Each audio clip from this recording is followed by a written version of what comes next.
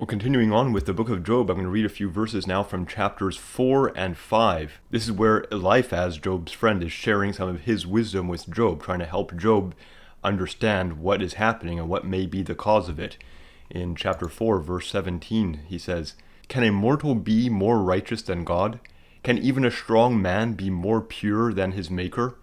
If God places no trust in his servants, if he charges his angels with error, how much more those who live in houses of clay, whose foundations are in the dust, who are crushed more readily than a moth?" Very interesting insight into the way people have understood God and God's relationship with man. And their understanding back then has very much influenced and taught us to this day in how we see these things. These people were very wise. They had a lot of knowledge, and I think a lot of it was first-hand knowledge. A lot of it came from experience.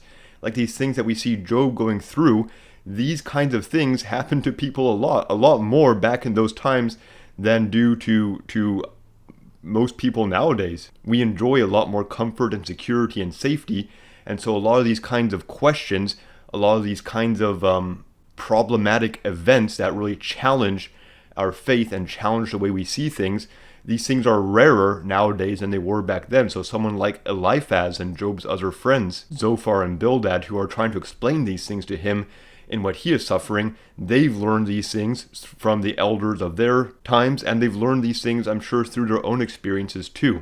Now, as we go through the book of Job, we find out that they don't have all the answers, because Job challenges them on these things, and then another character, Elihu, challenges them, and then God himself comes in and challenges Job and his three friends over what they are saying. So these words, they're very wise, but they aren't the full story, they aren't the full truth. It's part of these characters trying to come to an understanding, and their wisdom and their experiences very much teach and instruct us to this day in how we learn about God.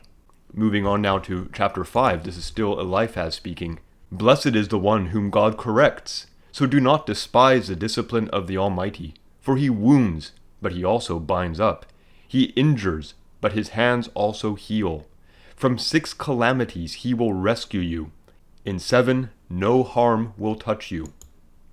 I'm going to read that last verse again now from the King James Version. This is some wording that you might be familiar with. I know that I'm more familiar with this verse. It says, "He shall deliver thee in 6 troubles, yea, in 7 there shall no evil touch thee." So what Eliphaz is explaining here, he's explaining like this knowledge that he has of how the Lord acts towards righteous people. I'm sure a lot of this is stuff that he has learned from elders, learned from people of the past, and probably things that he has experienced firsthand that is giving him this wisdom, giving him this insight. So Eliphaz here is trying to help Job understand. He's saying, look, here's the things that bad people suffer, and here's the benefits that good people enjoy.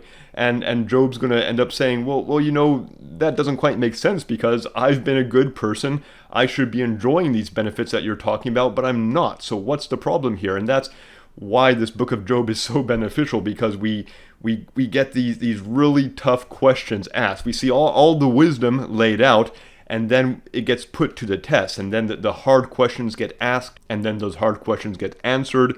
There's more back and forth, but in my opinion, by the time you get to the end of this book of Job, you still have questions, and that's kind of how it is in real life. This is a very true-to-life story in that tough things happen, you know the way things are supposed to be, you have faith in God. How do you make sense of all these things? And we never entirely understand, we never entirely figure things out, but we go through life learning, experiencing, trying to share with others, trying to share what might help them in their difficult times, and trying to process our own difficulties ourselves. Eliphaz goes on to mention these troubles that the Lord will deliver the righteous person from.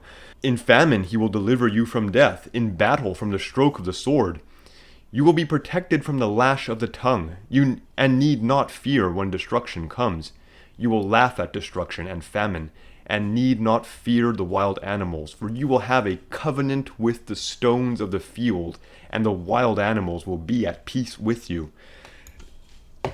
The things they knew back then, just so powerful, so beautiful, they had so much understanding, and I'm so glad for the book of Job. It just The wisdom that Job and his friends have, though they are flawed, though they get corrected themselves, they have so much to share with each other and to share with us through the record of their sayings.